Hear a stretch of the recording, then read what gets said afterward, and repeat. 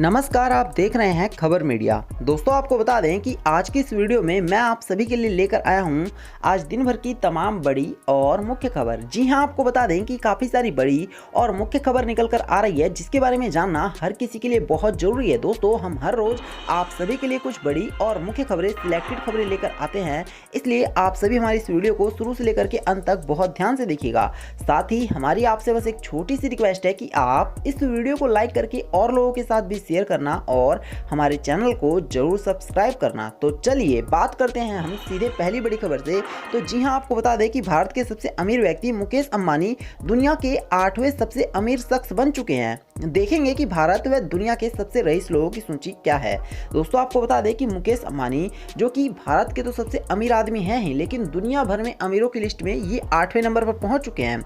वहीं मैं आपको बता दूं कि भारत की बात करें तो मुकेश अंबानी 83 अरब डॉलर की संपत्ति के साथ सबसे अमीर शख्स हैं और वैश्विक सूची में ये 8वें स्थान पर हैं। सूची में दूसरे स्थान पर गौतम अडानी एंड फैमिली है, इनके पास 32 अरब डॉलर की संपत्ति है। तीसरे नंबर पर शिव नाडर एंड फैमिली है, जिनकी 27 अरब डॉलर की संपत्ति है। वहीं चौथे नंबर पर आर्सेलर मित्तल हैं। तो कुल मिलाकर के ये कुछ इंडिया के ऐसे लोग हैं जो कि अमीरों की लिस्ट में अब सबसे टॉप पर बन चुके हैं। बात करेंगे एक और बड़ी खबर की, तो हैशटैग वाले ट्वीट व पोस्ट माने जा सकते हैं चुनाव प्रचार का हिस्सा। इंटरनेट मीडिया पर बढ़ेगी निगरानी। जी हां, राजनीतिक दलों को इंटरनेट मीडिया के जरिए चुनाव पर अब महंगा साबित हो सकता है। चुनाव आयोग ने फिलहाल चुनाव के दौरान इंटरनेट मीडिया के अलग प्लेटफॉर्म पर हैशटैग के जरिए होने वाले राजनीतिक प्रचार को चुनावी खर्चों में शामिल करने के संकेत दिए हैं। इनमें गूगल, फेसबुक, ट्विटर और इंस्टाग्राम आदि सभी शामिल होंगे। अभी तक चुनाव आयोग की इंटरनेट मीडिया पर ऐसे हैशटैग वाले प्रचार पर कोई निगरानी नहीं थी, यानी कि इलेक्शन आने वाला होगा, इलेक्शन से 1 या 2 दिन पहले पूरी तरह से इन तमाम प्रचार करने की प्रक्रिया को बंद कर दिया जाता है। लेकिन बावजूद इसके काफी सारी पार्टी ऐसी होती हैं जो हैशटैग का उपयोग करके और अपनी पार्टी का प्रचार करती हैं, लेकिन अब ऐसा नहीं हो पाएगा। बात करेंगे एक और बड़ी खबर की, तो 11वीं 12वीं के छात्रों को हर महीने मिलेंगे 5 से 7 हजार रुपए। जानेंगे क्या है किशोर वैज्ञानिक प्रोत्साहन योजना। जी हाँ, भारत सरकार देश भर में विज्ञान से संबंधित छात्रों के उज्जवल भविष्य के लिए किशोर वैज्ञानिक प्रोत्साहन योजना का संचालन कर रही है।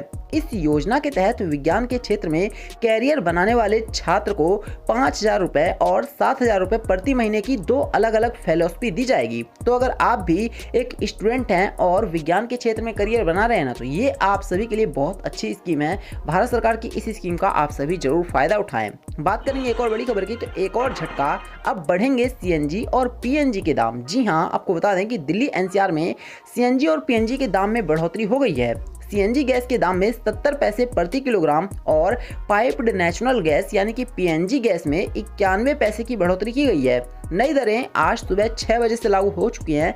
तो कुल मिलाकर के पेट्रोल, डीजल और गैस सिलेंडर के बायस सीएनजी और पीएनजी में भी प्राइस में बढ़ोतरी देखने को मिल रही है।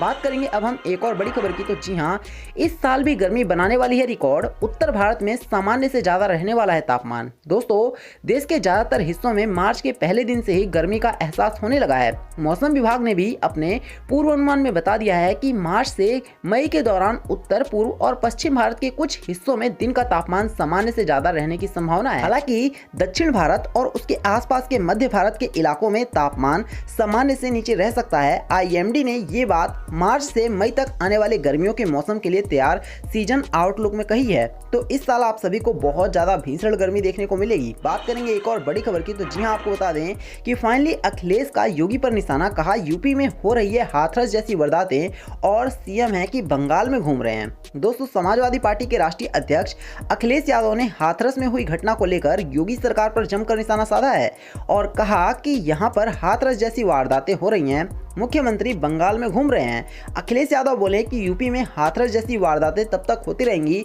जब तक कि यहाँ के जो सीएम है वो दूसरे राज्य में घूमना बंद नहीं करेंगे। अब देखना है कि इस पर सीएम योगी किस तरह से पलटवार करते हैं। चलिए बात करेंगे अब हम एक और बड़ी खबर की, तो जी हाँ, रक्षा मंत्री राजनाथ सिंह ने लगवाई है कोरोना की वैक्सीन। बोले बस हो गया। दोस्तों, जहां हर कोई कोरोना वायरस की वैक्सीन इन दोनों लगवाने में लगा हुआ है, अभी पीएम मोदी ने भी लगवाया था, तो अब फाइनली देश के रक्षा मंत्री राजनाथ सिंह ने भी लगवा लिया और इन्होंने कहा कि बहुत आसानी से कोरोना वायरस की वैक्सीन लग गई। चलिए बात करेंगे एक और बड़ी खबर की।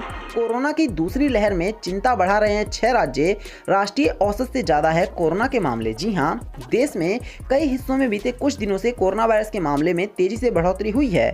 देश के कुल 5 राज्य और एक केंद्र शासित प्रदेश में साप्ताहिक कोरोना पॉजिटिव मरीजों की दर राष्ट्रीय औसत दर से 2% अधिक हो चुकी है।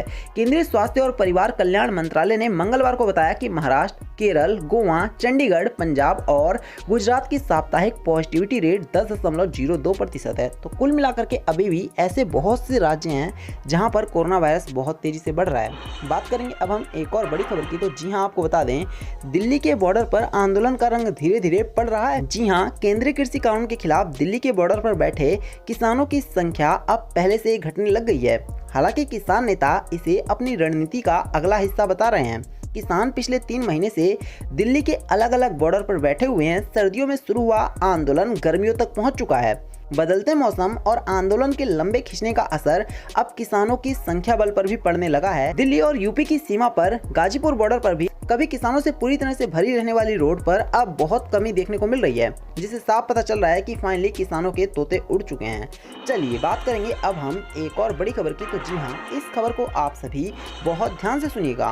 दोस्तों, योगी आदित्यनाथ का ममता पर ताबड़तोड़ हमला, कहा हिंदुओं पर अत्याचार बर्दाश्त नहीं होगा। जी हाँ, आपको बता दें कि सीएम योगी इस टाइम पर पूरी तरह से बंगाल के चुनाव में ढल चुके हैं और एक बार फिर से उन्होंने ममता बनर्जी पर हमला बोला है और इस बार उन्होंने हिंदुओं को मुद्दा बनाया और कहा कि हिंदुओं पर जिस तरह की इस टाइम पर वारदातें हो रही हैं वो बर्दाश्त से बाहर हैं और ऐसी वारदातें बर्दाश्त नहीं होंगी। चलिए बात करेंगे एक और बड़ी खबर की। तो जी हाँ, गुजरात निकाय चुनाव में बीजेपी की बड़ी जीत। पीएम मोदी बोले लोग पार्टी के विकास के एजेंडे के साथ हैं। दोस्तों, आपको बता दें कि इन दिनों बीजेपी सियासत में पूरी तरह से ऊपर की तरफ उठती जा रही है और गुजरात में भी बीजेपी को बड़ी कामयाबी मिली है, जिससे पीएम मोदी इस कामयाबी को लेकर बहुत खुश हुए। गुजरात निकाय चुनाव में बीजेपी की जीत पर पीएम मोदी ने कहा है कि जनता पार्टी के विकास के एजेंडे के पूरी तरह से साथ है। तो कुल मिलाकर बीजेपी का परचम अब हर जगह लहरा रहा है। बात करेंगे एक और बड़ी खबर की। तो सुप्रीम कोर्ट पहुंची कंगना रनावत, कहा शिवसेना से जान को है खतरा, केस मुंबई से शिमला ट्रांसफर किया जाए।